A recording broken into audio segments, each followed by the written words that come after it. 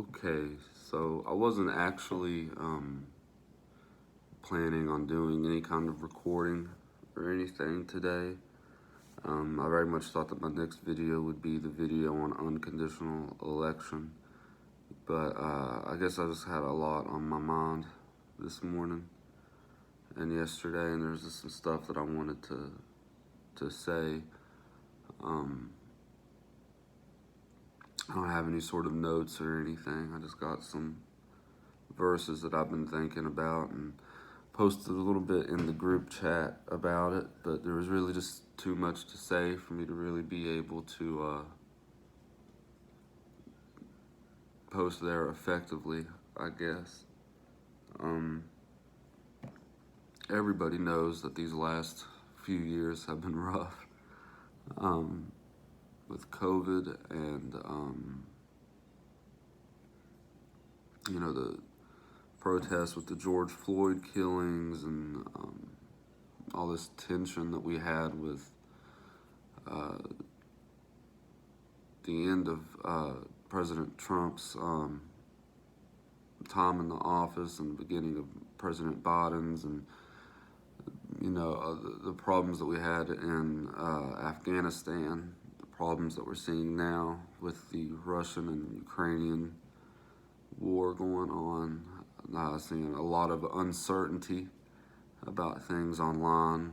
I'm seeing posts about World War III and nuclear concerns and, the draft and stuff like that. And it's kind of hard to pick through and see the things like this is what I should really be concerned about. And I don't really need to be that concerned about this.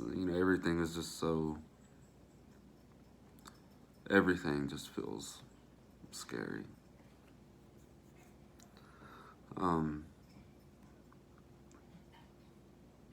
But what I sent to the chat this morning is true.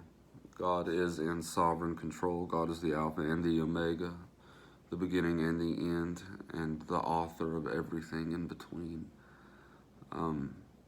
So we know that whatever evil, whatever suffering that goes on in the world, God must allow it to go on for a reason. God has to have his purposes, even if we don't really know what those are right now. But there's a story in the Gospel of Mark that I really like. It might actually be my favorite story in the Gospel of Mark, just because it's so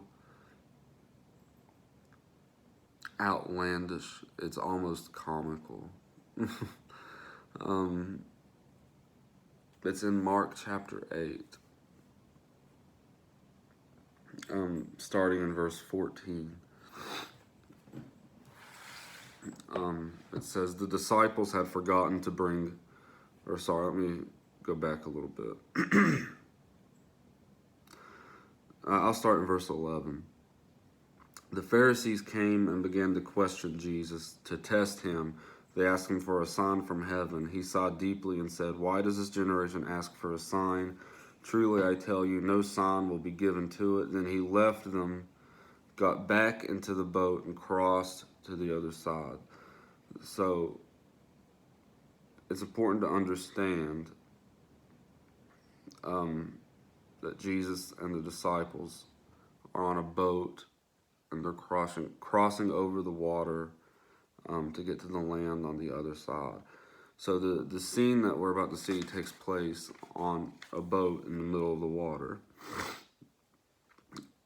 The disciples had forgotten to bring bread except for one loaf they had with them in the boat. Be careful, Jesus warned them. Watch out for the yeast of the Pharisees and that of Herod. They discussed this with one another and said, it is because we have no bread. Aware of their discussion, Jesus asked them, why are you talking about having no bread? Do you still not see or understand? Are your hearts hardened? Do you have eyes but fail to see and ears but fail to hear? And don't you remember when I broke the 5 loaves for the 5,000? How many basketfuls of pieces did you pick up? 12, they replied. And when I broke the 7 loaves for the 4,000, how many basketfuls did you pick up? They answered, 7. He said to them, do you still not understand? So Jesus and the disciples are going across the water. They're in the boat. Jesus is talking to them about yeast and about bread, right? The yeast of the Pharisees and that of Herod. He's warning them of their sinful ways, right? Their sinfulness. Not to follow in their footsteps, but they think that Jesus is upset with them because they set out across the water and they didn't bring any bread. And so I see this kind of scene playing out eventually partway on their trip where they're across the water and someone says, I'm kind of hungry. And then they go to look to see how much bread they have and they realize they don't have any. And then maybe, they think that Jesus is saying this to get back at them. How dare you, come out here and forget to bring any bread? What are we going to eat till we get to the other side? And so they think Jesus is upset with them because they didn't pack any bread.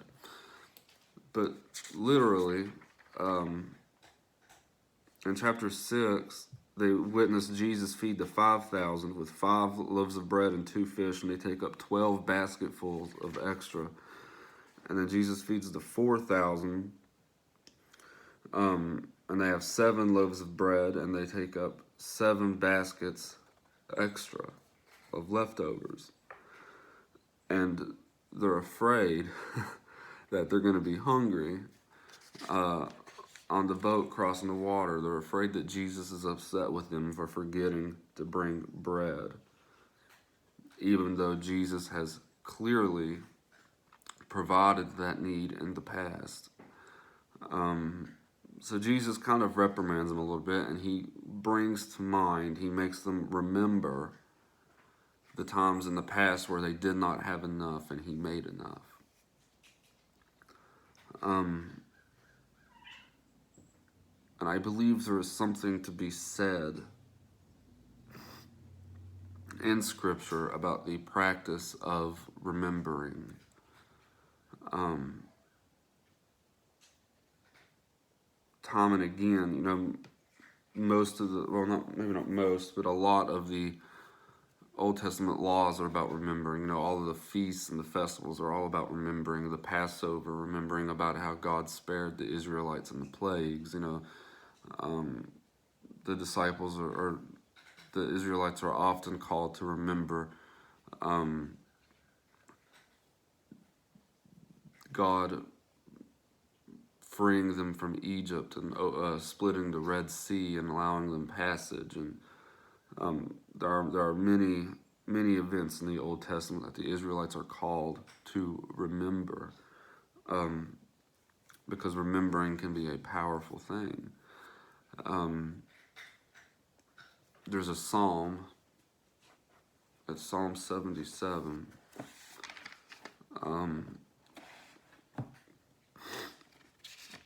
I'll just read the first 12 verses of it. It says, I cried out to God for help. I cried out to God to hear me. When I was in distress, I sought the Lord. At night, I stretched out untiring hands, and I would not be comforted. I remembered you, God, and I groaned. I meditated, and my spirit grew faint. You kept my eyes from closing. I was too troubled to speak. I thought about the former days, the years of long ago. I remembered my songs in the night. My heart meditated, and my spirit asked, will the Lord reject forever? Will he never show his favor again? Has his unfailing love vanished forever? Has his promise failed for all time? Has God forgotten to be merciful? Has he in anger withheld his compassion? Then I thought, to this I will appeal. The years when the Most High stretched out his right hand. I will remember the deeds of the Lord. Yes, I will remember your miracles of long ago. I will consider all your works and meditate on all your mighty deeds. So the psalmist is very honest with us. He is in doubt, and his doubt is tormenting him. He fears that the Lord has rejected him forever, that the Lord will never show his favor again. that the Lord has removed his love, that God's promises have failed, and that God in his anger will be merciful no more. But then he combats, he fights this doubt with remembering. He says that he will remember the years when the Most High stretched out his right hand, that he will remember the deeds of the Lord and the miracles of long ago, and consider all of God's works and meditate on God's mighty deeds. He will remember the things that God has done for him and his people in the past. The way God has loved them, the way God has taken care of them, the way God has provided for their needs. He will remember that God has been good to them.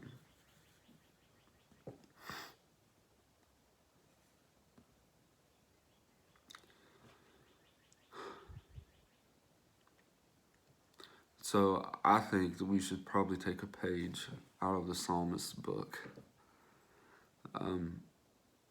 We don't know exactly what God's intentions are for the things that have been unfolding in the world for the last couple of years. But we can look at the past and be comforted, to remind ourselves and to reassure ourselves that there is a purpose, that God works all things together for the good of those who are called according to his purposes. We can see the way that God has loved us and blessed us and taken care of us and provided for our needs in the past.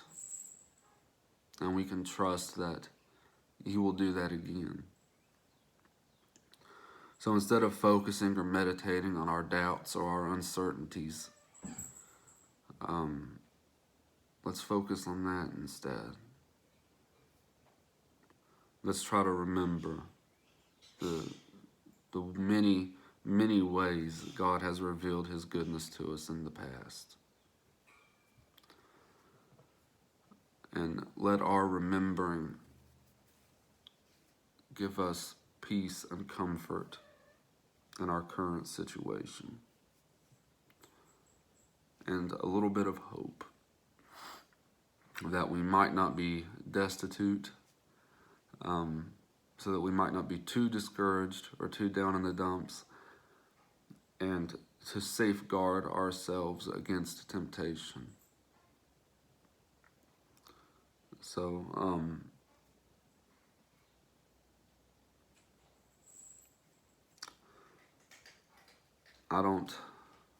like I said, this was just kind of a last minute thing. I just decided to get up and do it. I was laying in bed awake anyway, too much on my mind, trying to stay off the news sites.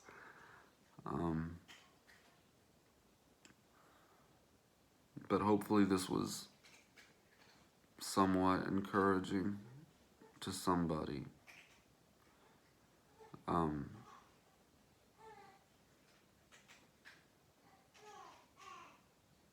I'm praying for you guys. I love you guys.